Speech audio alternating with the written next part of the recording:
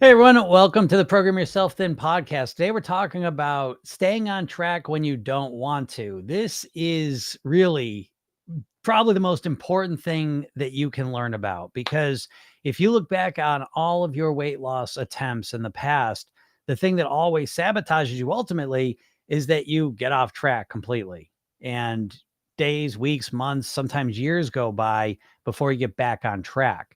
That's what you need to stop. The most important skill of mastering your weight is the ability to get back on track quickly. And that kind of includes getting back on track when you're not feeling it. So, how do you do that? The good news is it's a lot easier than you think. And when I tell you what it is, I think you're going to be surprised. It's just how easy it is. And you just haven't thought about it because you haven't been taught this. And so we have to assume that the first day you start your diet, you're not always going to feel like that. The first day you start your diet, you're fired up, you're motivated, you're excited to do it. And you have to anticipate and expect that sometime pretty quickly after that first day, you're going to hit a day where you don't want to do that. You're not excited. You don't want to do it. You're not looking forward to it. Um, and so what do you do then? And the secret is that you can't always keep yourself at this high level. You can't always force yourself to follow the plan perfect. So when I say that you're going to stay on track, I am not saying that you're going to stay on track at the same level. What I am saying is that I want you to stay on track at a reduced level. And so another way to put this is that the way you get yourself to stay on track when you're not feeling it is to have different alternatives, to have not just a plan A, which dieters are famous for having a plan A. That is it. One plan. I'm going to stick with this until I reach my goal weight. But that's almost never going to work for you because you can't show up at that high level every single day. It's just never going to happen. And so the alternative is just have a plan A, great, but have a plan B, a plan C, maybe even a plan D and E if you need it. Okay.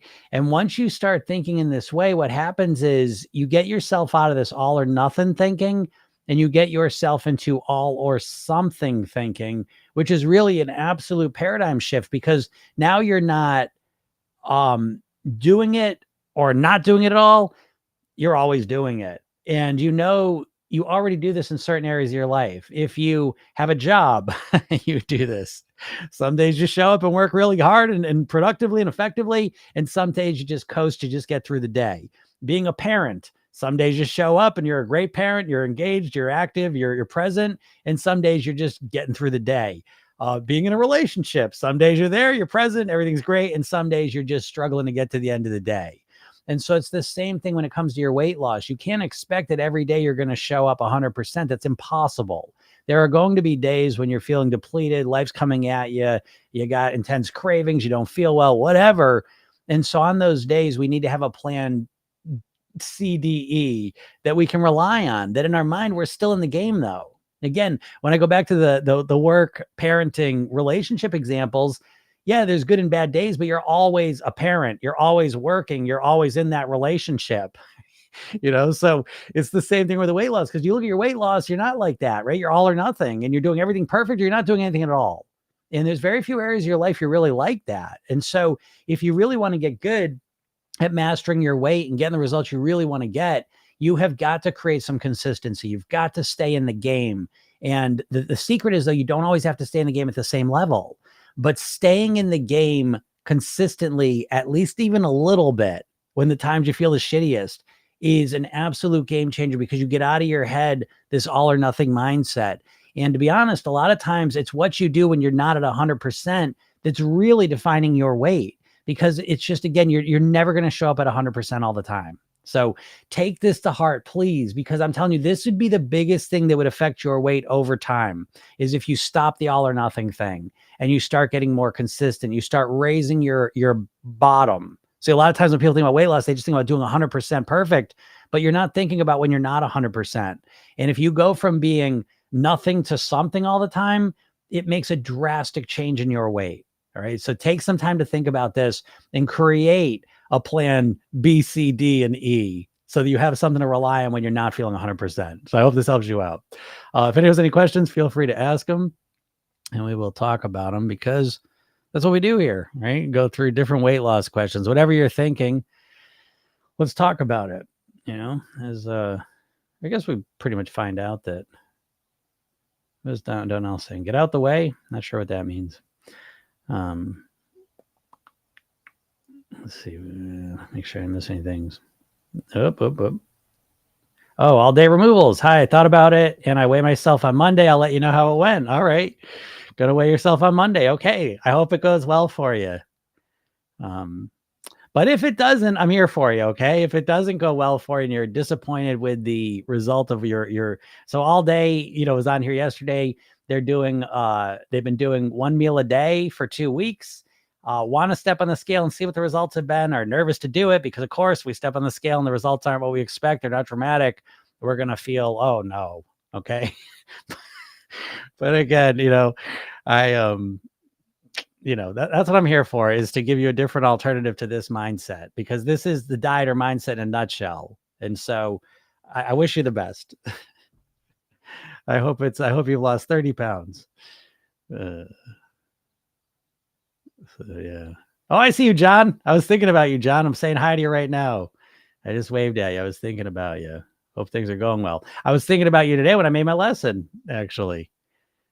I don't know where you're at, but I missed you yesterday. So I don't want to see where you're going. Oh, advice for stalling. I've plateaued. Yeah. Okay. So when you hit a plateau, it's a great opportunity to practice your maintenance. Because again, the goal here is not to lose weight. The goal is to live at our goal weight forever. In a weird way, the goal is to live at a permanent plateau. That's going to be the goal. So when you hit a plateau, again, the typical dieter, a plateau is a nightmare because the only thing that motivates you is the scale going down. So as soon as you hit a plateau, it's like all your motivation disappears, right? And you're like, oh, what else do I have to do? And you're like, how I got to cut more calories? I got to work out more. I got to do more crazy stuff. And you get all anxious, right? But I say it's an opportunity to kind of relax and calm down. What have you done to get here? And then optimize what you've done.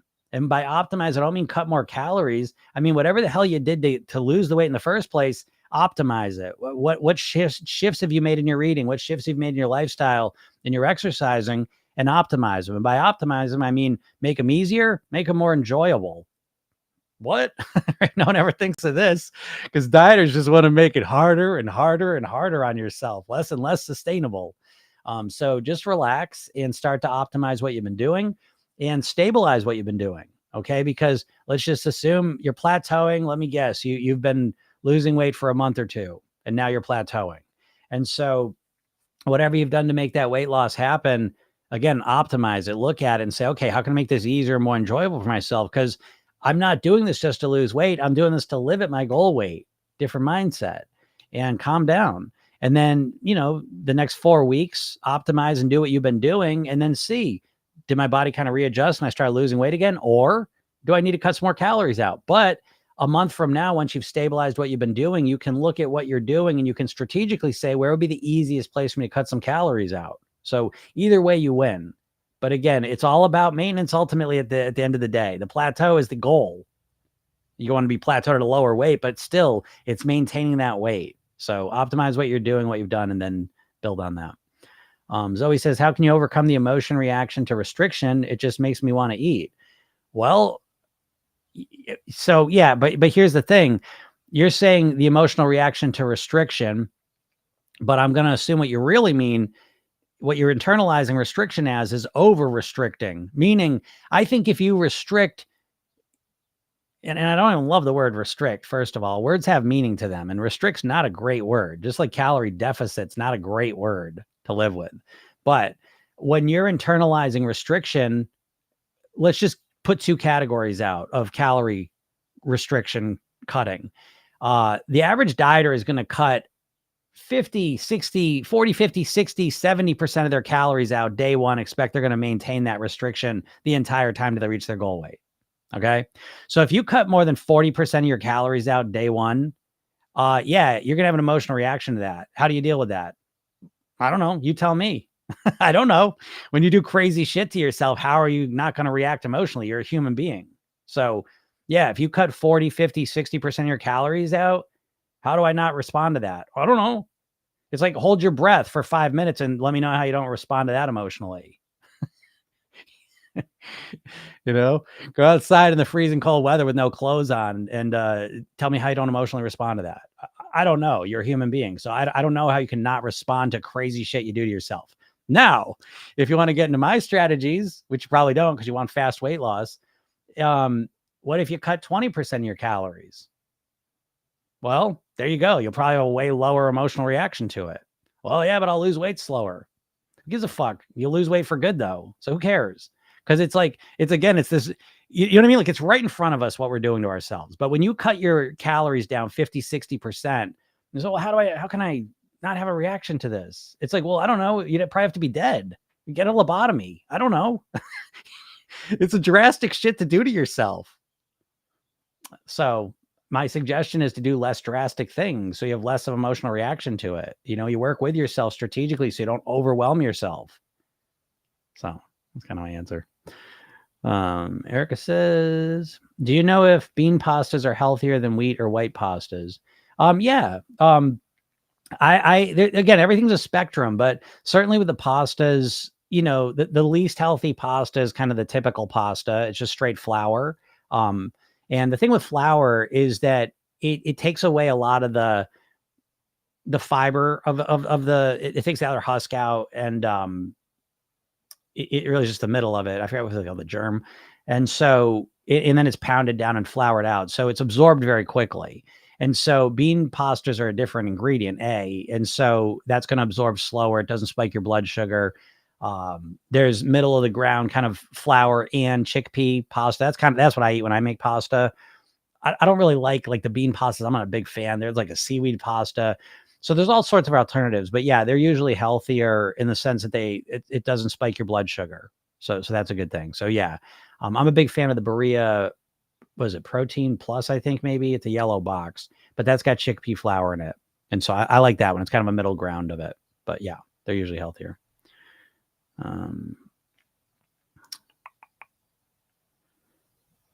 So what's up, Wasabi? How's it going? So yeah, I don't mean to pick on people when they ask me questions. I mean, there are no dumb questions, but at the same time, I can't. Because they're not dumb questions. I mean, dieters think dumb shit because you've been conditioned and imprisoned mentally by the diet industry. And the diet industry doesn't want you to lose weight. The diet industry is the food industry. And I this is kind of like, I take a no bullshit oath, and I kind of take a secondary oath. And I like to say this as much as I can. And those of you that listen to this all the time, I apologize you have to hear this all the time, but it's important, I think, to hear it. So the diet industry, all the big diets you reference subconsciously to lose weight, are all owned by the big food companies. Weight Watchers was owned by Heinz. Jenny Craig was owned by Nestle. Atkins Food Products is owned by the same company as Carvel Ice Cream, and Cinnabon. Slim Fast owned by the same company as Ben & Jerry's Ice Cream. So they're never going to promote a diet that really actually works to help the masses consume less of their products. So, right? I mean, right? So like the messages you're getting as a dieter are bullshit. You know what I mean? That they're to just fill your head with rocks and get you confused and think crazy shit that doesn't work. And this is where, again, you come up with ideas like, oh my God, how do I not get so emotional when I cut 60% of my calories out? You know what I mean? And you ask that like it's like a legitimate question, but it's a silly strategy. It's a silly strategy. I always say it's the equivalent of like, you know, you never played the piano, you want to learn the piano, so you decide, oh, I'm going to play 10 hours a day. Okay, well, I mean, I guess on a technical level, if you could do that, yeah, I guess that's how you'd progress the fastest.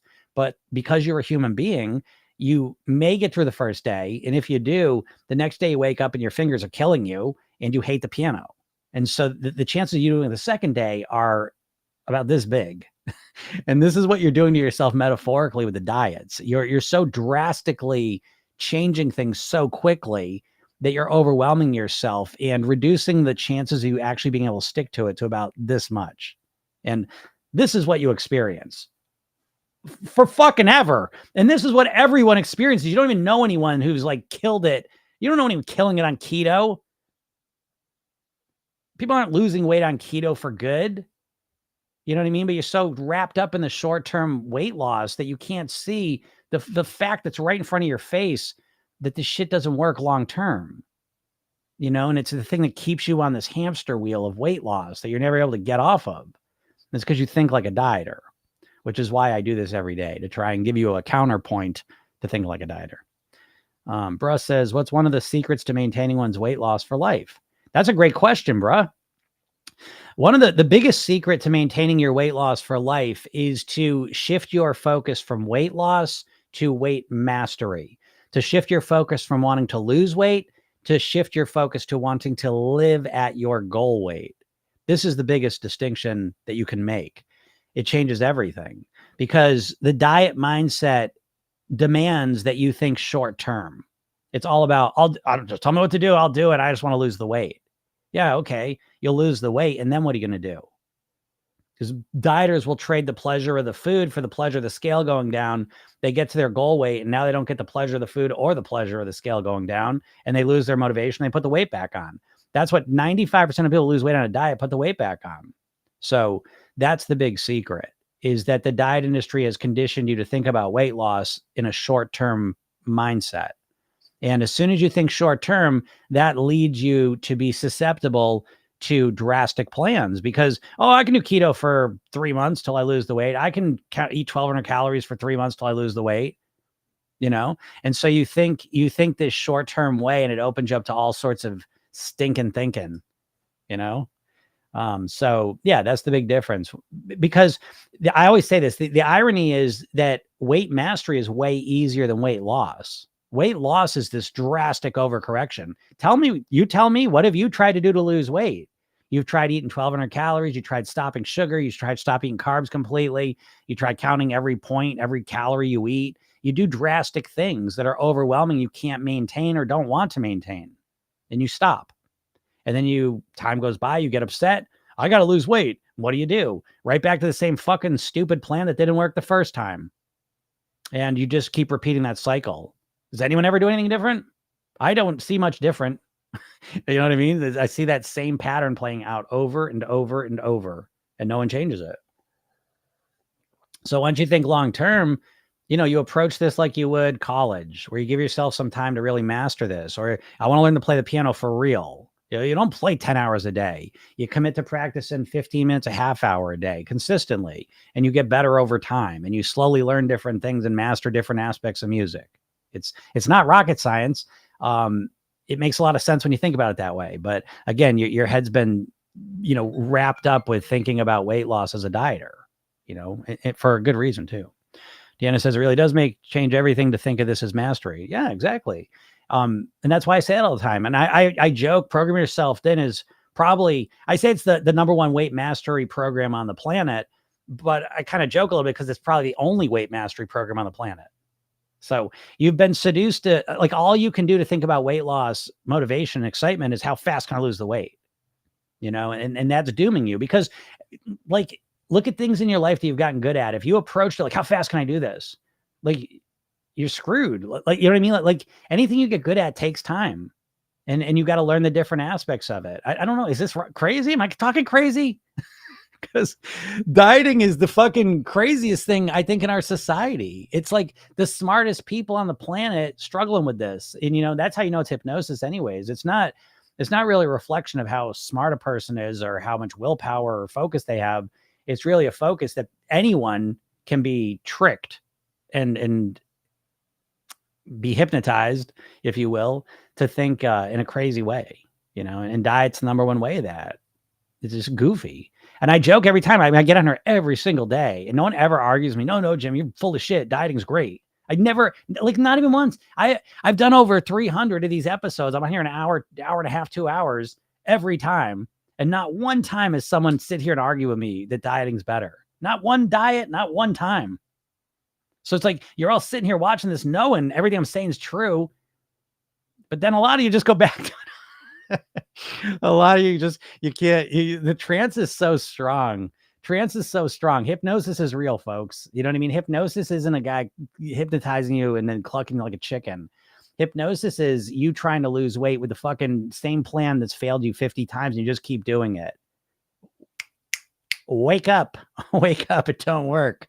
But sometimes people need to find that out. You know what I mean? I don't know. So that's the big secret. How to deal with binge eating. Yes. To deal with binge eating is to take a bigger look at it. Okay. So not to think you're going to stop binge eating by using your willpower and saying, next time you want to binge eat, say, no, I'm not doing that. That's never going to work for you. Again, you can't, The binge eating is very similar to, like, again, just say no to drugs back in the 80s. What a horseshit superficial solution to a deep seated problem. And I think we know that now. And so the binge eating can't be stopped by just saying no to it. You have to start to understand it, what's going on there. And so start to look at 5 minutes before you've binged eat. Look at the last time you binged eat. 5 minutes before you started binge eating, where were you at? Hunger wise, how hungry were you? Because a lot of times binge eating is the result of over restricting. So how hungry were you? The next thing is to notice, where were you at emotionally? Okay, where are we at emotionally? Were you happy? Did you feel good? Or were you stressed out? Were you depressed? Were you angry? Where were you at emotionally? And then the third thing is just start to notice the habit of it. Is there some habitual pattern to it? Oh, 5 minutes before I started, oh, it's Friday at 8 o'clock. When's the last time you binged? Oh, Friday at 8 o'clock. Start to notice the patterns of it, because it's usually some combination of these three things. There's other things too, but these are the big three. Your hunger level, your emotional state, and just the habitual nature of it. And so start to diagnose, like you want to stalk your binging, like you're hunting it. You want to start to really understand it. You don't fucking understand it. Okay. I'm telling you right now, you do not understand it. And this goes right to the core of Program Yourself. Then you're way less aware of your behaviors than you think you are. And this is a big problem with weight loss, because it's easy to think like, oh, I'm doing everything I can. I can't lose weight. You're not doing everything you can. You're doing everything you can that you're aware of, and you're unaware of a whole lot. And so binge eating is a trance behavior, and eating is a trance behavior. We're always in trance behaviors, folks. We're trance creatures. We have hypnotic brains. You're not consciously thinking about every little thing you do all day. You're on autopilot, and your eating's part of that, and binge eating's a part of that. So you want to start to really understand it. Let me understand what is leading to this, because once you understand the triggers that lead to the binge eating, then you can start down the path of creating a much more articulated, specific solution for yourself. Okay. Because people binge eat for different reasons. So if I just give you one tactic, there's no one tactic that's going to help every binge eater. There's a bunch of different reasons why people are binge eating. So that's kind of where I would start with it. Danza Siegel says, I'm on the last 15 pounds of a 50-pound weight loss goal. Is it normal for this to be the more difficult weight loss? Yes, absolutely. Typically the last 10, 15 pounds are the biggest challenge. And there's a couple of reasons for that. I'll give you one that's a little unusual. They don't typically hear. And there are a number of reasons, and some are physical, but I'm going to give you the mindset one that you never get to hear. And I believe that one of the big reasons that people struggle to get that last 5, 10, 15 pounds down is that it comes down to their self-image and your identity. I believe that if you've been struggling with your weight for a while, your mindset, your core mindset, your core subconscious programming is that of an overweight person. Meaning, if you weren't doing the dieting shit that you've been doing to lose 50 pounds, you would have been overweight still, right? Your natural automatic thoughts, lifestyle, eating behaviors keep you overweight. Okay. And so you got this overweight mindset, which is the core one. And then you have kind of this diet mindset, which is really an anti-mindset. It's not a real mindset. A real mindset is something that generates our reality. So for example, if you're in a relationship, you have a relationship mindset, and you're in that mindset and it supports your relationship. If you're a parent, you have a parent mindset. A worker, you have a worker mindset. And this mindset creates that reality. You have an overweight mindset, it creates you in an overweight reality. Okay. Now the diet mindset's different, because the diet mindset is more of an anti-mindset. It's not a mindset in and of itself. It's an anti-mindset, meaning basically what the diet mindset is, it's always fighting and doing the opposite of what your normal mindset wants to do. So this is, for you as a dieter, it feels like you're fighting against yourself, right? You are. You're consciously, with your diet mindset, trying to override all your subconscious automatic intuitions and behaviors. Okay. So what most people do is they kind of know this, at least on some level, even if they can't articulate it. And so what happens is you've dieted yourself down to this level, but I'm going to assume, Dancing Seagulls, this isn't the first time you've lost weight. And so where a lot of people struggle is you probably lost weight in the past and then put the weight back on. This is what most people do. The 95%, it's estimated, get to their goal weight and then put the weight back on. Well, how's this possible? It's not a willpower thing, right? You've lost this much weight. It's not a strategy thing. What you're doing is losing weight. I believe it's a mindset thing at its core, because deep down, you know that your core mindset is an overweight mindset, and you think like an overweight person or you think like a dieter. But once you get to your goal weight, you can't keep thinking like a dieter. And now you're stuck. And this is why when I speak with people that are within 10, 15 pounds of their goal weight, especially after 50-pound weight loss plus, they're very anxious. They're nervous about getting to their goal weight because they're like, now what do I do? And this again is because you've got an overweight mindset and you got this dieting mindset, but you've never once focused on creating a thin and healthy mindset. And so this is the importance. This is where Program Yourself is different, because on day one, we're starting with articulating and developing a thin, healthy mindset, something no one ever does. You just assume when I get to my goal weight, I'll just figure it out. Oh, how? Based on what I just said there. So I find a lot of people subconsciously, they don't want to get to their goal weight because they're scared to shit. What am I going to do when I'm not dieting anymore? I'm going to go back to being overweight.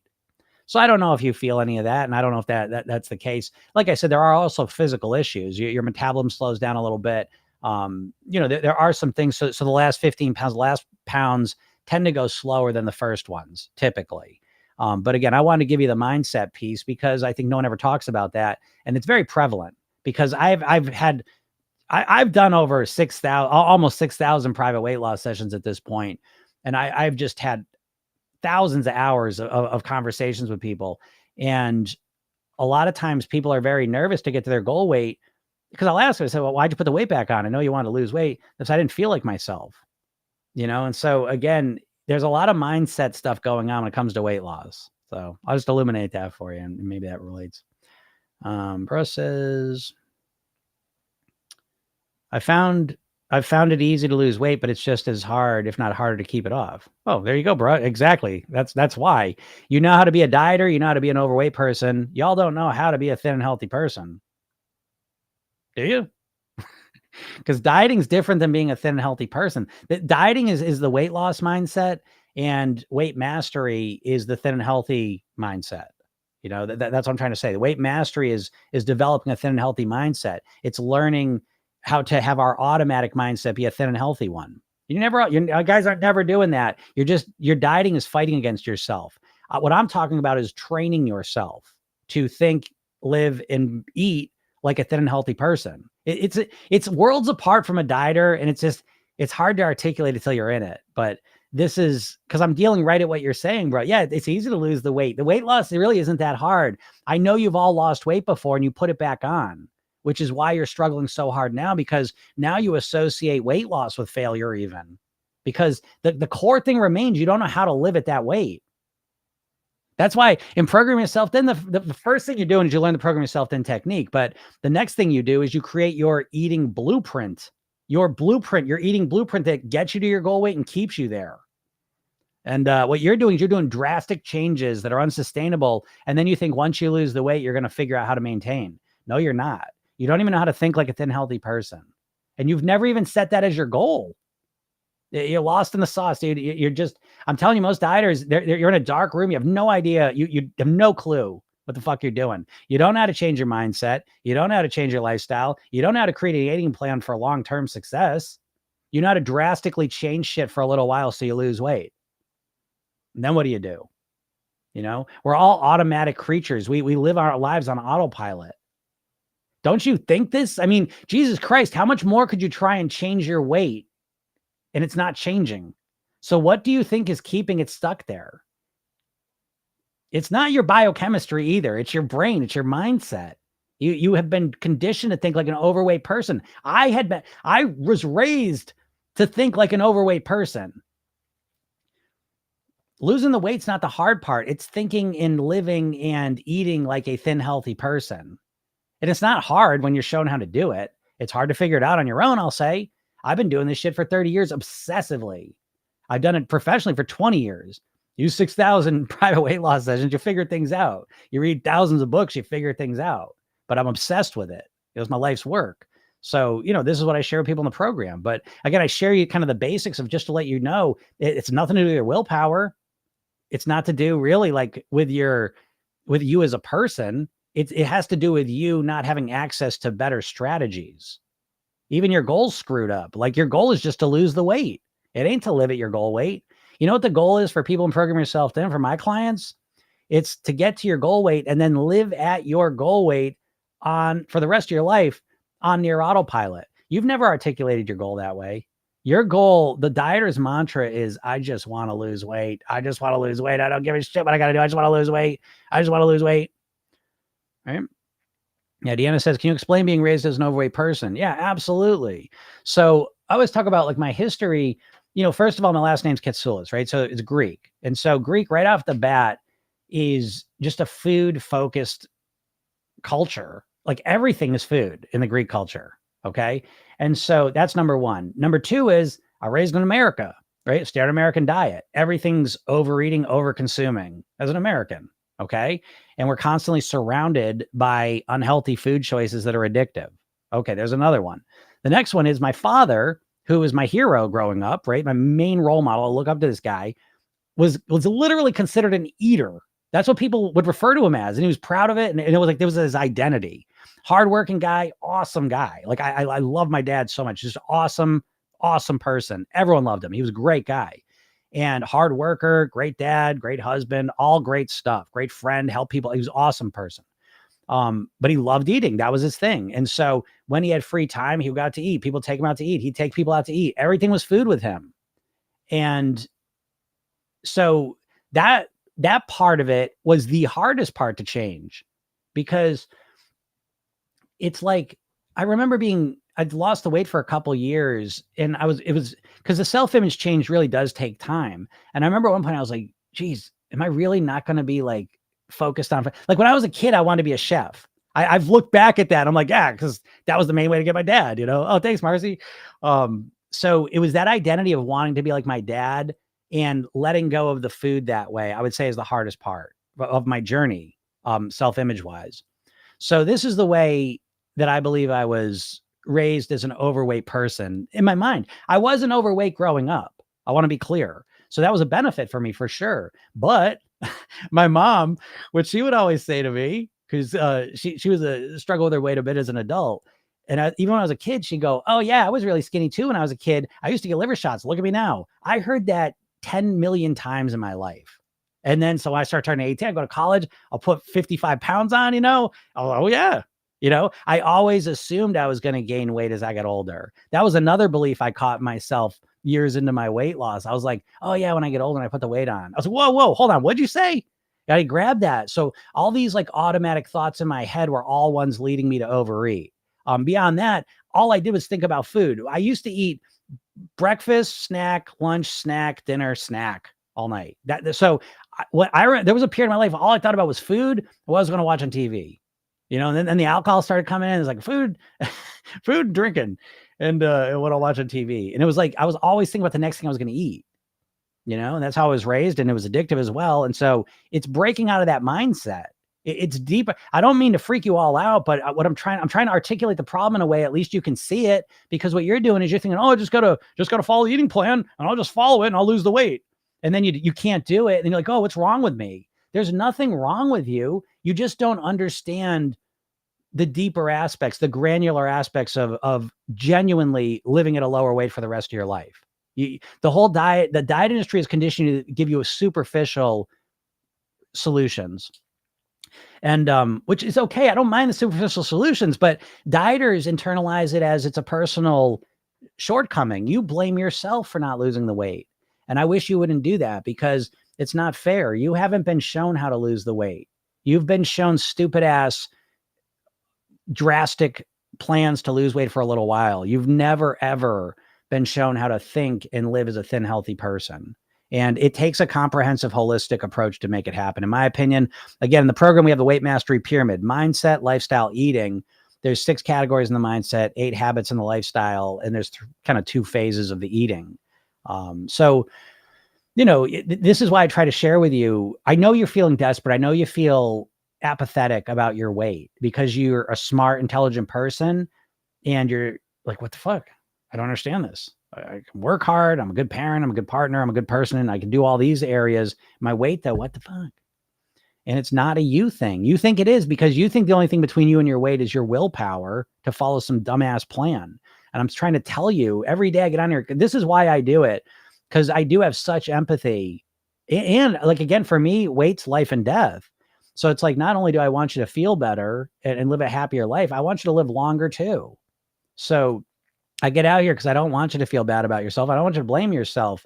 It genuinely is not your fault. In America, you haven't really gotten the chance to see a genuine way to change your weight, which is why, by the way, if you have not yet, please go to my bio, click the link, get the hypnosis session I give you, and watch the video I give you. Okay. It's called 3 Steps to Master Your Weight, where it's 20, 25 minutes, but it'll lay out a whole kind of strategic understanding of how to do this. And it's different than anything you usually see. And a lot of times when people watch it, for certain people, it's putting light bulbs on. Oh. Do you know what I mean? Like it again, the dieter mantra that drives me the craziest one is, I know what I got to do. I just need to get myself to do it, which is pure horseshit. You don't know how to do it if you're not doing it. And once you learn what you don't know, and once you learn what to do, I'm not saying it's the easiest thing in the world, but at least it's a plan. At least you can understand it. Because right now you don't understand any of it, and you're just winging it. You really have no real strategy to master your weight. You don't use the word master anyways. You use, I don't know how I'm gonna lose weight. You've been trying to lose weight for decades and you still don't even know how to do it. It's a trick. Dieting is like a carnival game. They make it seem easy, and they don't give you the most important pieces of the puzzle. And that's where it's at. Somebody says, I just ate a burger. Nice. What's up, Heather? Picture myself as my best self before coming home. Still ate chocolate. We'll continue rehearsing. Yeah, Heather. Well, again, it doesn't work right away like that. It's a process of developing the right strategies. So again, great job doing that. And I'll show, we'll work on that. Get on the call Tuesday and we'll make quick work of that. Okay. I promise you. What's up, Marcy? Sarah Sunshine, life's gotten pretty crazy. I'm continuing on the weight mastery path. Just broke my 3-week plateau. Hey, Sarah, great job. Great job. I'm so proud of you. And I love, one of my favorite things in the world is when people hit a plateau, hit a challenging spot where the weight goes up a little bit, but they stay on track. Okay. So great job, Sarah. I want you to internalize that and remember that plateaus are just temporary. You're in a different world now. Sarah's in the program. So you're in a different world now, because when the plateaus happen, we're learning from them. You know what I mean? You have strategy to deal with it. That's the big difference, I would say, with Program Yourself then, is that there are strategies to deal with the things that you've never had strategies to deal with before that always show up. For example, days when you eat like shit, even though you want to lose weight. Days when you step on the scale and you thought you were going to lose weight and weight came on. Times when you hit plateaus. All the typical challenges that you hit on your weight loss journey that honestly you have no strategy to deal with. You got one thing, you got willpower. I'll just force myself to do it no matter what. No, you need strategies. When you make mistakes, you need a strategy to learn from that, right? And you need strategies when you hit plateaus. And, so once you have those, again, you go into plateaus, bad eating days, weight gains, with a toolbox, that you can use to kind of get through it and fix it. Dieters do not. You just think starting on day one, you're going to feel that way the entire journey. And it's going to be this just consistent path of you being perfect. It's so weird. It's so weird. What's up, Lindsay? Hey, Jim, I lost about 6 pounds listening to these videos. I've gained 4 back and I'm feeling crappy about that.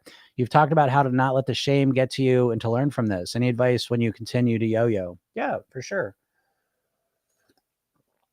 The first thing to remember, you've got to realize, mindset wise, conceptually, that your weight is a reflection of your eating. This is really, really important. So there's cause and effect. Weight is the effect. Your eating and your lifestyle are the cause.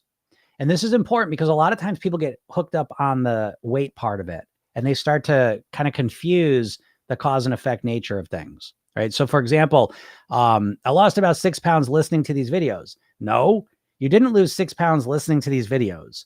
You lost 6 pounds because you reduced your calorie consumption or increased your exercising, but most likely started eating better, lowered your calories, and you lost 6 pounds. So we want to be crystal clear with our language. You didn't listen to the videos and lose 6 pounds, right? And I've gained 4 pounds back. Okay, so listen to that languaging. I've gained 4 pounds back. So we're looking at the effect, the weight gain, as if it just happened. I gained it back. No, you didn't gain it back. Nope. You didn't gain it. You didn't lose it. You ate less calories, then you ate more calories, and your weight reflected that. Hear what I'm saying, folks, because this is really important. Because when we start saying, oh, I gained 5 pounds, I lost 5 pounds. No, you didn't. You're taking out the cause part of the equation, and it confuses your subconscious mind. So you never just gain. You can't even lose weight. Folks, how do you lose weight? You tell me how you lose weight. Lose weight today. You can't lose weight. You can't lose weight. You could eat less. You could live healthier, and the weight goes down over time. You could eat more. The weight could go up. Please internalize this, because when we just talk about gaining or losing weight, we take out the action piece of it, and it confuses our subconscious mind. Okay. So Lindsay, what happened? And it makes us confused, because here, even the question, right? I listened to the videos and lost 6 pounds. No, you didn't. You listened to the videos and you got motivated. You got some strategies and you started eating differently, and then the weight lowered. Do you hear that way of explaining it? It's different. Then all of a sudden I stopped watching the videos, or I watched the videos, but they weren't as effective, and my eating started to increase again, and my weight went up. Well, okay. When we describe it this way, now there's a lot more to deal with. It's much more accurate picture of what's happening. All right. So, yeah, any advice when you continue to yo-yo? See, like, oh, my weight keeps yo-yoing. No, your weight's not yo-yoing. Your eating is yo-yoing. Do you understand this difference? It's profound, because you have control over the eating piece. You don't have control over the weight piece. The weight is a reflection. If you want to change what's being reflected to you in the mirror, we don't draw on the mirror. We change what's being reflected.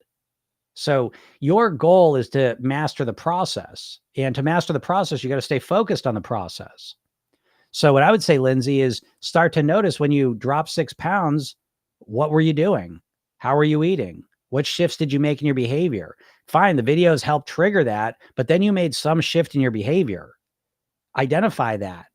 And then you stop doing that behavior, and I stopped eating cookies at night, and I lost 6 pounds. Then I started eating cookies at night, and I put 4 pounds on. That's a much better way to describe it, because now your brain can say, oh, that's why. When we say, oh, I lost weight, I gained it. Yeah, that's just a reflection. So I hope this makes sense, and I hope it means something to you, because the more you get focused on the process, on the cause, the more you're in control of the reflection. In business, we're leading and lagging indicator. So the leading indicator is your behavior. The lagging indicator that comes later on is your weight. So we want to, as much as possible, we want to get focused on the process piece, because when you master that, you master your weight. So Lindsay, I kick it back to you, and I would say, what was the difference? Something changed. When you dropped 6 pounds, you were doing something different than when you put 4 pounds on. So it's up to you to describe that. And if I was working with you, I want more detail. I would not accept, oh, I put 4 pounds on and dropped 6 pounds. What the fuck's that mean? That means nothing to me. It means nothing to you. That's why you're confused right now. When you come onto a call with me and you say, okay, I had gotten a better handle on my nighttime snacking, and I reduced it, and I lost 4 pounds. And now I went back to that behavior. Okay, great. Well, now we're talking about something specific. But right now it's like, well, 6 pounds, 4 pounds. Well, what changed? I don't know. You could figure it out if you pay attention to it, but you got to come to me with more specific information. But imagine if you started approaching your weight loss thinking this way. It's a game changer. As Deanna just said, that's a helpful way to think about it. It's empowering. It is empowering, because you're in control of the process. You're not in control of the weight loss effect piece. Does that make sense? Because it's the same thing with money. You can't make money. Who's got a money making machine? You know what I mean? Like, you can put more hours in at work. You can create more value if you're an entrepreneur, and it turns into making more money. More money comes to you, but you can't make money. It's really a weird phrase. So is losing weight. You can't lose weight. We always joke, I mean, you can chop your leg or arm off, but there's no way to lose weight. You can eat better. And through some magical process and time, it turns into, oh, my weight went down. So this sounds like semantics to you. Maybe it sounds like I'm just jerking you around with words, but words mean a whole lot, because when we just focus on the effect, we feel powerless, because you can't control that part.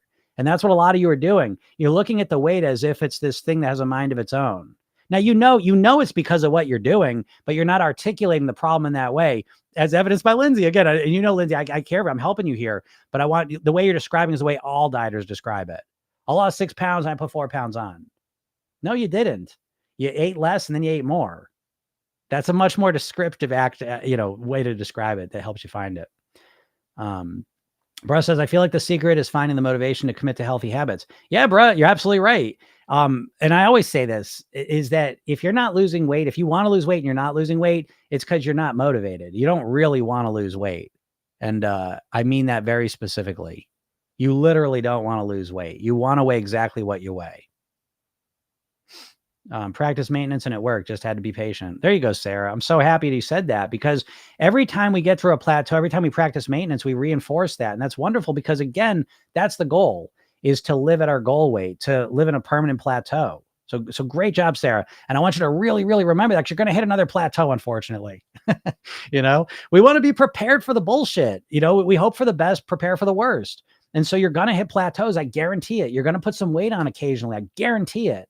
It's not the end of the world. Just calm down and be ready for it when it happens. And so, Sarah, this is a huge, huge one. You should write about it or make some way to remember this in the future, because you're going to forget about it. You're going to go back into diet mode and you're going to forget about this plateau you got through. You're going to hit another plateau and be like, oh, it's never going to work. I'm going to be on this plate forever. You're going to forget.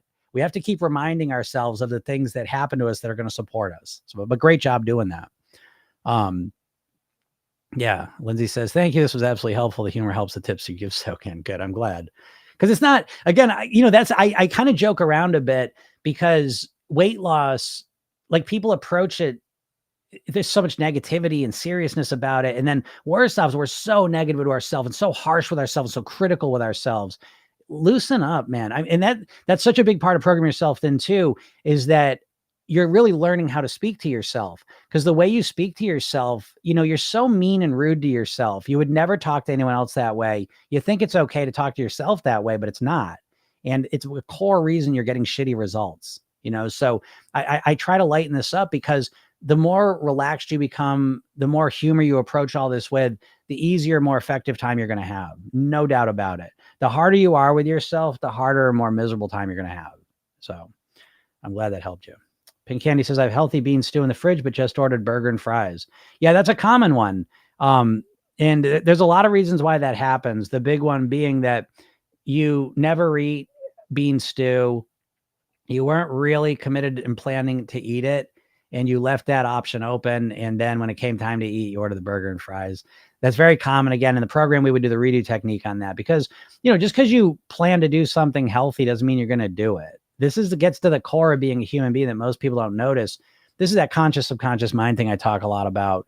But once you understand how your subconscious mind works, you start to understand why you could have a healthy option and you still chose the unhealthy one. But for right now, you don't understand it. But yeah, go watch the video I make in my training, and it'll explain that a bit. Erica says, I'm losing average 3 to 4 pounds a month. Very slow, but it's permanent because I'm changing my mindset and lifestyle. Just trying to remember this when I think about how slow it's going. Yeah, I'm glad, Erica. Keep thinking about it. And the slow thing is hilarious to me. Erica, how much weight did you lose last year? Could you write that down for me? How much weight did you lose last year, Erica? Let me know that. 3 to 4 pounds a month. Like, I know I'm joking with you, Eric, and you know that, because this is such a dieter thing, that the diet marketing has conditioned you to think the fucking goofiest expectations. It's just like Get Quick's marketing, right? Oh, how to make $100,000 this week. Yeah, you ain't making $100,000 this week, not legally, and you're not going to lose 4 to 5 pounds a week either. Not long term, But great job, Erica. And 3 to 4 pounds a month that's wonderful. It's not slow. Heather says, my husband was screaming at my son, so I should have left the kitchen. Heather, there you go. That's what I mean. You learned from it. You see what I mean? And that's the natural thing too. That Heather, what you just said there too is what I was just kind of referring to, with the subconscious behavior when we have a healthy plan but we don't follow it. And a lot of people beat themselves up for that. And I'm sitting here trying to tell you that when you first start having a healthy plan, when you're first starting to wanting to eat better, hold on one second. I got a little message I just want to get right away.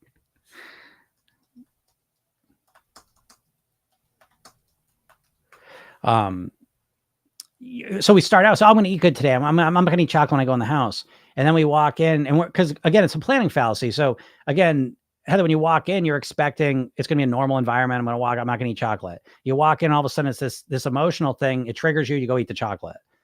Yeah. Okay, fine. You know what I mean? You weren't prepared for that piece of it.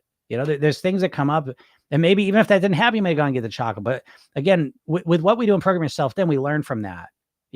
Again, dieters are so conditional. Dieters, I always joke, like, to knock a dieter off their plan is the easiest thing on the planet. It's just like, you knock a dieter off their plan. There's no resiliency. There's no ability to stay on track. One mistake, and most of them are just done. And so again, with Program Yourself, then we create resiliency because we have a strategy to learn from the mistakes. And the mistakes are your greatest teachers. They really are. So Heather, great job, because now you think about that, right? You first said what you said, and then I brought that back to you, and you instantly went back and learned, oh, there was more to it that I didn't realize was triggering. Now you do. And I bet that situation happens, and you haven't had a strategy to deal with that one. So again, you're learning from it. You're understanding more and more about what the triggers are that drive you there. And we're going to come up with more and more solutions to them. So if you look at things in a solution-oriented way with real strategy, there's no way you can't win. I really believe that. MHAP says, yep, I've never hoped to lose all I really need to lose because I think I can't really be that person. Thank you for saying that. I'm really glad you said that. It's really true. What's up, Don? I'm here for my daily dose. That's funny. What are your live times? I get on usually noonish Eastern time. So I'm on Eastern time. I'm usually on between 12 and 12:30. I usually start them. And you can watch them. Again, the audio replays are the podcast Program Yourself, then on all the different platforms. There is I live stream these to YouTube. I'm kind of thinking about, I might change that up a little bit, but so you can watch those there as well. But yeah, on TikTok, Instagram, Facebook, YouTube, I'm live noonish Eastern. Danson Siegel says that really resonates. I don't know how to not diet. I'm trying my hardest to change my mindset. Well, Dancing Seagulls, go, please. If you really, don't take this the wrong way. Okay, folks, trying your hardest to change your mindset. I appreciate the intention behind that, but trying your hardest to change your mindset is like trying your hardest to learn Chinese on your own. I'm trying my hardest to learn the piano, but you have no book, you have no teacher, you have no guidance, and you got, oh, what the hell's that? Thanks, Janet. That's cool. I haven't seen that before. So I hate to tell you, Dancing. I mean, it's trying to change your mindset in yourself. Like you don't even know. You don't even know what you don't know. You don't know what you do know. You're just lost in the sauce trying to change your mindset. And I will say, I think mindset work, I find it to be very underwhelming in the world. I mean, even I mentioned Carol Dweck is really the queen of mindset in the psychology world. She literally wrote the book on mindset, and she's the fixed growth mindset lady. If you know anything about mindset, that's probably what you know. And I think that's great stuff, but it's like in the real world of actually helping people day to day change their weight, it's woefully inadequate. And so in Program Yourself, then the mindset section is 6 things. It's 6 categories: how to motivate yourself, which you don't know how to do, how to change your self-image and identity into that of a thin, healthy person, how to change your habits strategically using neuroscientifically backed processes, not just willpower, how to deal with your emotions genuinely, how to literally the nuts and bolts of how to think like a thin, healthy person, and a maintenance mindset, how to think long-term and how to have the strategies to maintain long-term. And so, yeah, fixed growth's great too, right? And be honest, I find solution problem answer mindset to be more valuable than fixed growth on top of that. But so yeah, I wish you the best, Dancing Seagull. I guess what I'm saying, and I'm saying this to all of you, and again, this isn't a pitch session, so I'm not here to just sell my program, but I would suggest that you go to my bio, get the hypnosis session first, but watch the video, because you literally have no idea about mindset. And that's why I say it's like you trying to learn a language on your own. What are the chances of that?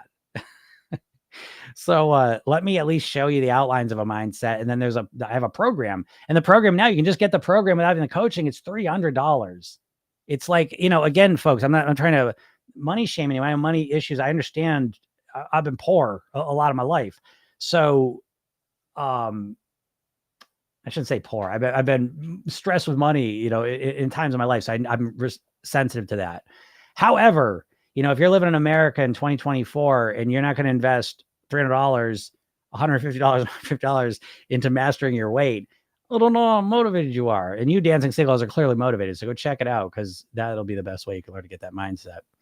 MPCB says you make total sense. I really do. I would say I make more sense than anyone on the planet when it comes to weight mastery. I really feel that way now. I will tell you, there have been times, oh, someone's got a PhD. No one's got a PhD in weight mastery. You might have a PhD in metabolism and, Ozempic drugs, but no one seems to have a PhD in weight mastery. No one really does this that I've seen. So yeah, I do make a lot of sense. Marcy says, stick with Jim. This works. Just remember, it takes a while to reprogram yourself, but it works. It does take a little while. It's like, again, think of things you've done long-term: reading, writing, use a computer mouse, musical instrument, dancing, golf, a sport, martial art. You know what I mean? Like there's drawing. If there's anything you kind of stuck with for a period of time, there's no way you could have learned all that in a week. You know what I mean? There's a time component to mastery, obviously. And so, but it's fine. Again, what I say with the time component, it's because I know you're so impatient as a dieter because you're conditioned to think very short-term time frame. But the question I always like to kick back at you is, how long do you want to keep the weight off for? Right. And I know you're saying forever, of course, but you're not set up to keep the weight off forever. You don't think about keeping the weight off forever. You think about losing it. And so, who gives a shit if it takes a little while? Like, what do you want to take? A little bit of time? You want to take a week, a month, 2 months? What's your rush? Don't you realize your rush is what is messing you up? You've been rushing for decades and you're heavier than you've ever been. So how's that working out for you? What's up, Connie? How's it going? Casey says, I've been binging for 2 weeks straight. Yikes. How do you feel? Hey, Benny Amina. I got the secret of Benny Amina's name is the right accent on the right part. Oh, I see. So yeah. So I don't know how to speak Italian very well. So how do you buonasera. I took Spanish. I think I say things intuitively Spanishly. How do I keep motivated with a newborn? I'm so tired and craving junk food. Okay. I like that question a lot. How do I keep motivated with a newborn? So when it comes to situations of stress and having a newborn is the top of the list when it comes to stress, right? And so when you get into stressful situations, what I would suggest, ironically, now I'm always about weight. I'm always thinking about your weight. So I want you to understand that. Okay. That being said, I think the best way to influence positively your weight in this situation with a newborn is to focus on getting as much rest as you possibly can. And you say, oh, newborn, how am I get the rest? Well, I will tell you the biggest lesson I've learned, the biggest regret I have of having my second child. My first child was very easy. She slept great and it was relatively easy. And it was the first one. It was one. I was younger. Okay. My second child, he was not a great sleeper and I was exhausted with him. And the big mistake I look back on is that I got to that thing where it's like, okay, it got to be nighttime. He finally went to bed and I would say, oh, it's finally my time. And I would stay up later than I should have because that was my time to be, finally get a little bit of time myself. If I could go back in time, I would have gone to bed earlier. So what I'm saying is make your focus, Holly, not weight loss, but let me rest and recover as much as I possibly can. Naps, sleep whenever you possibly can. People watch the baby, rest, as much as you possibly can. Make that your number one focus, because that in and of itself will make you feel better and will absolutely reduce your junk food cravings and give you more ability to say no to them. All right. That being said, the other second thing I'd add on top of that is I would start adding in some healthy eating routines, simple ones. I would start eating apples and bananas. Like I'd keep it that simple. Make sure you get some apples and bananas, keep them around, still eat the junk food. I'm not saying stop eating the junk food even. I'm saying focus on getting as much rest as you possibly can.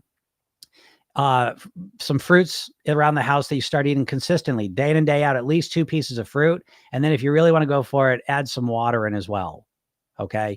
These are the big 3, I would say, because those things are going to help get to the core problem, which is that you're depleted and exhausted. And so once you're more re-energized a bit, that in and of itself is going to help you with the junk food. All right. Heather says, took work off today. I'm still hearing talk about KPIs. Oh, I know. I hear you, Heather. It's like that, right? That's why the meditation is so important, you know. So start working on that, Heather. Come on, stop. Um, Come here, dog. I got my dog in my office. She's we got someone here, so she's kind of going at it. But yeah, I get you, Heather, right? Doc Vera says, how to program our minds to eat less without frustration. That's a good question. So the secret with that is to my dog's distracting me. The secret to eating less without frustration is kind of twofold. The first one is not to eat too much less, right? So again, I don't suggest cutting more than 20% of your calories out. Anything more than that is going to create a lot of emotional reaction because it's so intense. And so the first thing is to come on, stop. The first thing is to don't cut so much calories out. And then the second thing is work on the relaxation, you know, and so that's how you kind of program yourself to feel more relaxed and calm by being more relaxed and calm. A minute meditation a day can do that. Resting and relaxing, like I was just saying to someone else. That's kind of how I would suggest. Yeah, Deanna says, I feel so bad for these brand new moms feeling pressure to lose weight immediately. I agree. That too. I would put the weight in the back of my mind if I were, that's my suggestion. I would put the weight in the back of my mind and I would focus on the relaxation because again, the relaxation and rest is going to support your weight loss anyways, but it's also going to help you to get through this challenging time in the best way possible. Okay. And that's more important than the weight in the short term. Right. But it's going to help you with that anyways. So Erica says none. And that none is in response to how much weight did you lose last year? None. And yet 3 to 4 pounds a month feels absolutely tediously slow. Does everyone see the problem there? Right. And this is how it feels for us, you know, is that even 4 pounds a month comfortably losing it feels like not enough. Come on, stop. Even though the year before you lost none, you know? So. Yeah, Deanna says, I remember feeling that way too, but please take this next year. It's really true because again, being a new mom is so disorienting and challenging and difficult and all the rest of it. And so it's important that you treat this right. Come on, shut up. You guys want to see my dog? Come here, Tala. Come here, say hi. Come here. What a good girl. Oh, little baby. You say hi? There she is. She can't bark at people and cry when she's saying hi to everyone. Oh, no, baby. My sweetie. So yeah, you take this year, right? Because you don't get this year back, you know? So again, and like I said, I'm telling you, I know it sounds crazy, but by focusing on the rest and relaxation, I think you'll be shocked at how much it helps your weight, you know, and helps you enjoy this year as well. Don says, my average is 2 pounds a month and I find it fantastic. Yeah, because if you just do a little bit to lose that, it's wonderful, you know? Again, because we're thinking about permanent weight. Okay, I'm gonna have to close this door. Hold on one second.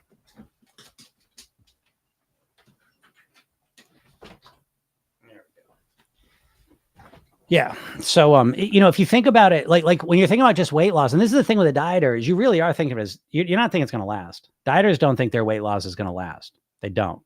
And so, what's important to shift your head around with the weight mastery is that I'm losing this. This is it. And so ideally your weight loss is going to be slower. I don't know. I truly do believe that the faster you lose the weight, the less long you're going to lose it for. And I think the slower you lose it, the more likely you are to keep it off longer term. And I think there's a lot of reasons for that. But so, you know, yeah, you're doing it wonderful, Erica. And again, I want you to reference how much weight you lost last year. And Erica, by the way, how much weight have you lost so far now? Since you kind of started the program, where are you at total wise? Let me know that. Yeah. Jenna says, I thought I was following you. I love your work. You've helped me so much. Oh yeah. Make sure you follow me. All right. Yeah. Everyone, make sure you follow me. If you like what I'm saying, follow me because then my videos will pop up for you. You never know when they might pop up and help you out.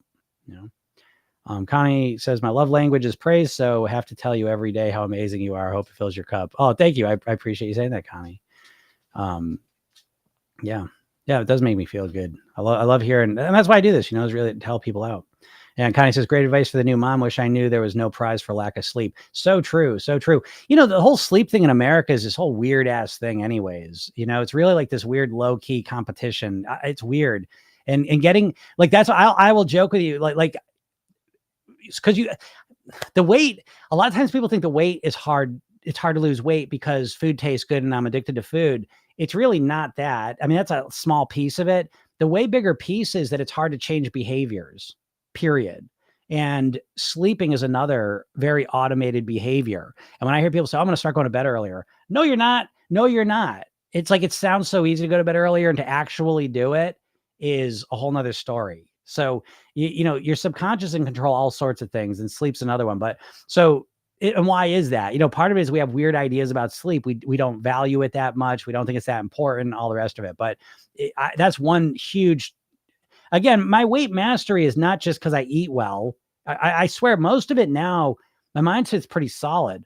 Most of my mastery of my eating really comes down to my lifestyle. And when I talk about lifestyle, I'm talking about 8 habits specifically in order of importance.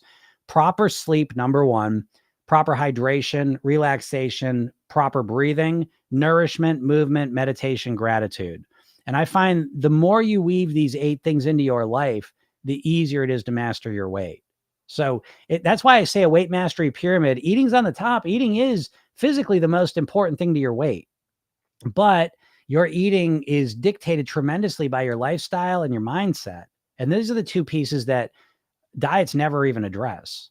And to be honest, even the eating strategies are ass backwards as well. But, so yeah, the sleep's really, really important. What's your opinion on weight loss pills? How do they work, and what brand would you recommend?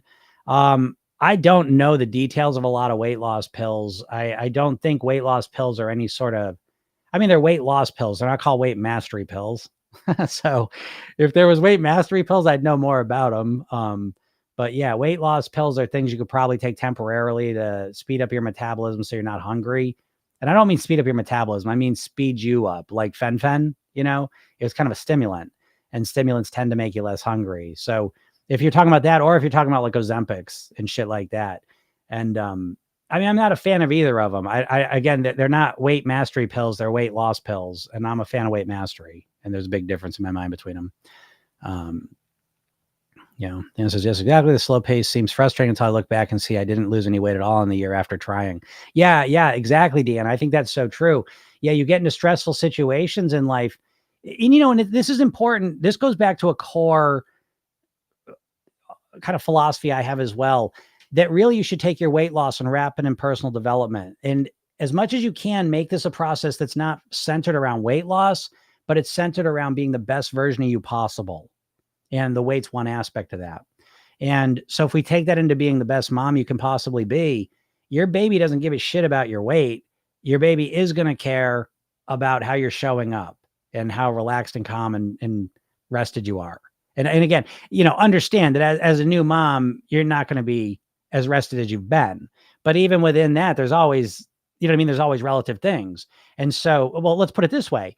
You're a new mom, that's challenging in of itself. And now if you're a new mom trying to lose weight, you're diverting a lot of energy and attention to losing weight that could be dedicated to resting and being the best mom possible, which ironically will probably help your weight anyways.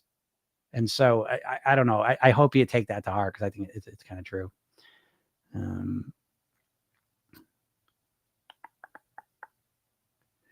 Yeah, Erica says 13 pounds. Okay.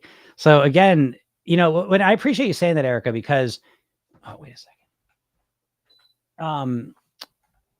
So Erica's here feeling like she's losing weight slow as hell, but she's lost 13 pounds so far this year, 3 to 4 pounds a month, comfortably, went away with people that are triggering to her, lost 3-4 pounds, and it feels emotionally inside of her like, geez, it's slow as hell. It's 13 pounds down. Last year she lost none. So, part of this process is learning to not necessarily trust every thought and feeling we have, because a lot of times we're just bullshitting ourselves. And this is a good example of it. So you gotta take control of that though. Weight loss tips for under 19s. For under 19s, I guess I can do that. I can't give any tips for under 18s, but they're all the same sort of. But the weight loss tip for number 19, what I will tell you, assuming you're a female in America on social media, in the shit, we can go to as young as you want to 30, let's say, the big thing I would suggest with you is kind of what I was just saying, but let me make it very clear for you, is that I think I feel for young women because you're constantly having thinness put in your face social media wise, and you start aiming your goal at being as thin as possible. And so I think it's extra important for young women to reframe the goal from a weight or a size, as if that weight or size is going to make you happy, to focus on at what weight will I be the best version of myself and who do I want to be? And that's extra important for you because the social media landscape for young women really does make you think superficially. There's a lot of validation and attention giving to superficial things. And so we need to go deeper than that. And the deeper than that is because you don't want superficial attention. I know you think you do, but you don't want to get in a relationship with someone who only likes you because you weigh X amount of pounds. You do not want that. I promise you. Unless you do want that, and then you wouldn't be here probably. And if you do want that, great. Okay. But if you don't just want a relationship, because what type of person only likes you because you're a size X or a weigh X? You know what I mean? That's a very shallow, superficial relationship. If that's what you want, great. But if that's not what you want, then don't get yourself in that situation. And so start to reframe your goal, not from an external, superficial size looking thing. That can be part of your goal for sure, but make it more about where am I at the best version of myself. Start valuing what's inside of you and who you are as a person, and start aiming at your goal as this would be the happiest, healthiest, best version of me I could be. And I will attract the right person into my life as that's the person I want. So that's my suggestion that's my weight loss tip for under 19s. You're not learning anything. You're just shutting my brain off. Been there, done that. Yep. Each time it gain all back quickly, and then some. It's Band-Aid. So they're talking about the weight loss pills. Yeah, I mean they're Band-Aids, obviously, right? You're not learning anything. You're not changing anything. You're just putting a Band-Aid over an open wound, and it's probably never going to fix it. Yeah, Erica says thanks for helping me mentally reframe the weight loss speed. You're welcome. You're welcome, Erica. And let me give you one kind of final piece to that I didn't mention. That when we're losing weight, just tediously slow, like only a pound a week.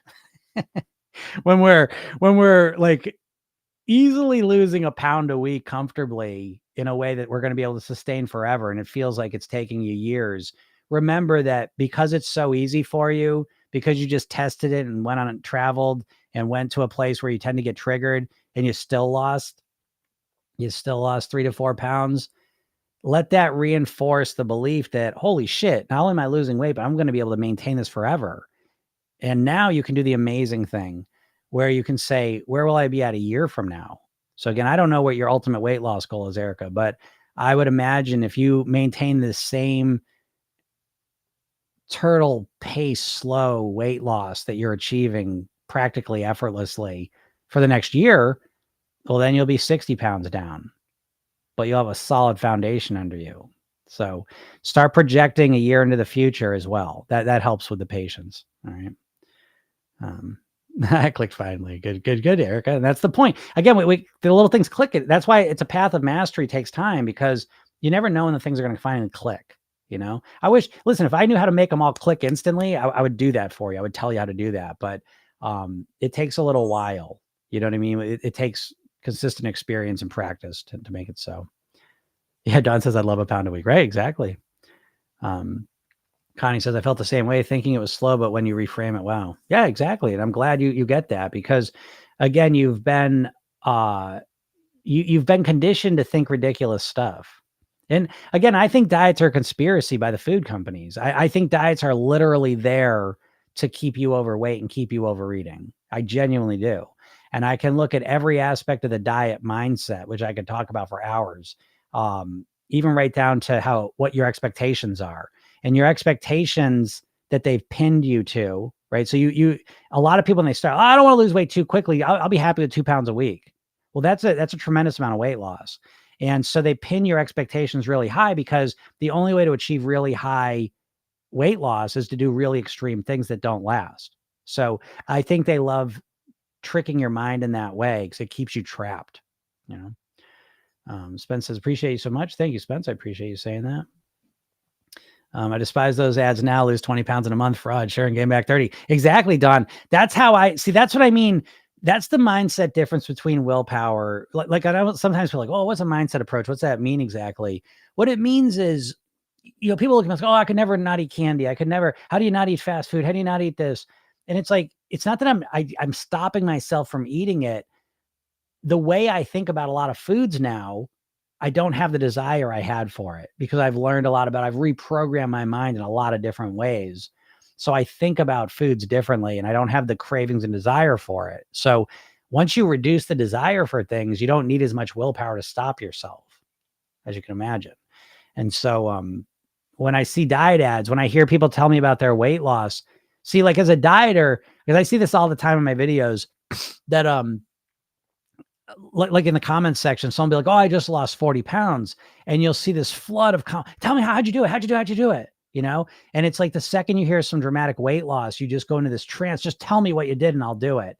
No, you won't. And when I see someone talking about, you see me here on this doing this all the time. When someone comes in, I lost 50 pounds, I lost 60 pounds. How long? How long you been doing it for? I'm down 50 pounds on keto. I've been at it for 3 months. I don't give a shit. Don't care. Don't care.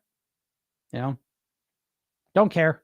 I don't care about short-term weight loss at all. I really only am interested in what you did to lose weight once I start hearing you've kept it off for a year or two. Now I'm interested. What'd you do? But short-term weight loss, I don't even give a shit. And I certainly don't believe the ads about, 20 pounds in a week and all this stuff here. But even I'm telling for you all to save your sanity, when you hear someone say how much weight they've lost, the first question I hope you ask is, how long? Oh, I'm just last week, I'm down now 50 pounds. Okay. What have you been doing? Keto. Okay. And then hey, great for them. Hey, that's awesome. And it's very impressive that they changed something and did it. I'm impressed by that, no doubt, but they're not anywhere near weight mastery yet. So I'm not interested. Do you see what I mean? And so, I think that's important for you all to understand, because once you start thinking in that way, it changes how you think about it tremendously. Yeah. Connie says, I'm seeing the conspiracies more and more everywhere. I'm glad about that. I'm really glad about that. Yeah. Own another prescription for a weight loss injection. Yeah. Right. Yeah. It's crazy. Yeah. Oh, I see what you're saying. Kind of, I missed that. Yeah. I went to a nutritionist right before joining, told me 1,200 calories with a goal of 2 pounds a week. Yeah. Oh, and another prescription for a weight loss injection.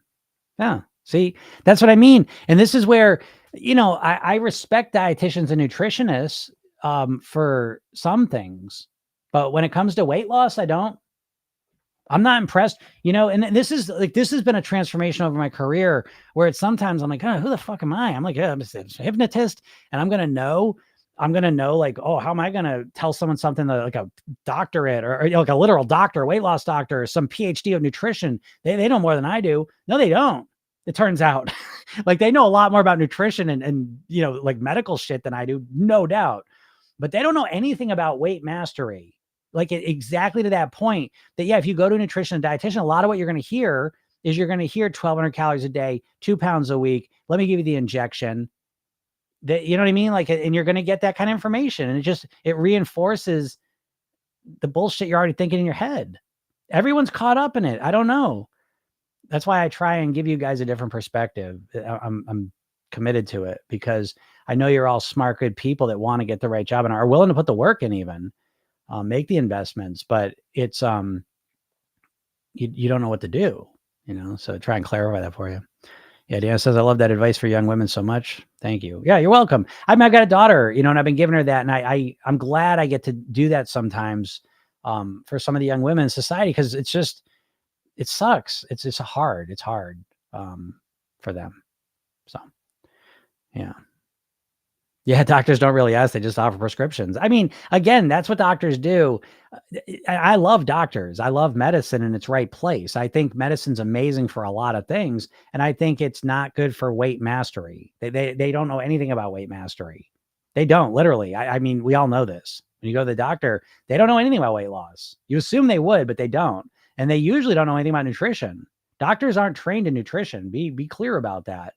Doctors are trained with what they're trained to do. And I mean, they're basically trained to, I was thinking that, like, what is the general consensus? Cause I always call the weight loss, the weight, conspiracy, in my opinion, is three main people. It's the food companies, the diet companies, they're one and the same, and the medical establishment. And again, it is what it is, but the medical establishment makes its money from treating symptoms, from treating type 2 diabetes, from treating obesity, not curing it. So again, the profit motive is usually, right? Well, we learned that in Watergate, right? Follow the money. And so the profit motive is to treat symptoms and keep them coming back. It's not to find cures. And so if you don't agree with that, great. But I do believe that. And that's what I see. And so, if I get acutely sick, I'm going to the doctor. If I want to master my weight, I'm not. They don't have much for me other than surgery, pills, bullshit. I just haven't seen it. If they had good ideas, I would tell you, I'm not a hater. I don't see it, Also, natural weight loss looks better. Those drugs have people looking droopy. Makes me sad. Yeah, they call it Ozempic face, So again, I mean, I'm not a doctor. I haven't studied too much of Ozempic, but what I assume my first reaction to Ozempic is that it'll go the way of all the other miracle cures, and you'll realize, oh, it wasn't the miracle cure that the machine. The pharmaceutical machine, the medical establishment, the profit motives where make a lot of money off of this. This isn't, see, you can't even see the bullshit because we're just so surrounded by it. But I imagine where we'll get with the weight loss drugs is after a couple years, then we'll notice all the bullshit from it. And then it'll be on the next thing. It's the same story over and over. So again, I'm not trying to be negative with the medicines if you're on them, but if you are on the medicines, I would suggest using them as a crutch to get your mindset and lifestyle in place and your eating in place in a way that's going to be maintainable. So, Adrian says, when your beautiful 15-year-old daughter cried and says she feels like she doesn't like how she looks, it's so heartbreaking. No, I so get that, Deanna. And it's like, I thought I was talking about this a couple weeks ago, but just the idea that like, it is like, I love the world. Everything's good and bad, but certainly what's kind of bad in society now is this idea of like any person that doesn't feel beautiful, because like every person in your life, like you would think of them as beautiful, but we don't. It's easy to not think of ourselves beautiful now because we've got this like identity, this concept of beautiful that's based on what? You know what I mean? It's so unnatural. Because if you think about it, right, like millions of years on Earth, there was no pictures, there was no scales, there was no mirrors, there was no one that you interacted with that was outside of your tribe, so everyone kind of looked the same. And now what happens is we get these ideas, and now there's makeup on top of it, but you're getting these outliers of people that have symmetrical faces, and oh, that's beautiful. You know what I mean? It's like they've hijacked our definition of beauty, and so we're not allowed to feel beautiful if we don't have whatever, if we don't look a certain way or if we don't weigh a certain thing or whatever. And so a lot of people walking around feeling not beautiful, not feeling good about themselves because they don't look like another person. And it's like, it's such a farce and it's such bullshit. There's 8 billion people on the planet. Someone's going to think you're beautiful on the outside and inside. And I would suggest wanting to find that person rather than trying to appeal to what the beauty standards are. But hey, what do you know? What I'm married, so what do I know? Let's see. Someone just asked how to stop thinking about food all the time. Yeah, I get this question. I give kind of two answers. One will be mindset, one will be strategy. I think strategically, you're probably thinking about food all the time because you probably eat a lot of processed food. You've probably been dieting for a long time, trying to restrict. The best way to think about food all the time is to go on a diet because your subconscious mind doesn't understand negatives. So I tell you, don't think about a banana. Stop thinking about a banana. Cut it out. Stop thinking about that banana, right? You're thinking about a banana. So every time you go on a diet, what are you fixated on? All the food you're not supposed to eat. And so you start obsessing on them. So that's the first thing is I'd stop thinking about what you have to stop doing and start thinking about what you want to eat to be at your goal weight. Again, dieting is all about what you have to stop doing to lose the weight. It's not about what you have to do to be the weight you want to be. It's not a generative mindset. It's an anti mindset. So that's the first thing is shift your focus. Don't stop thinking about food all the time. Think about food all the time, but think about the foods you want to eat that are going to give you the results you want. All right. That's the first thing. And then the second thing is that the mindset piece of it is that thinking about, no, actually that was the mindset piece is thinking about what you want to eat.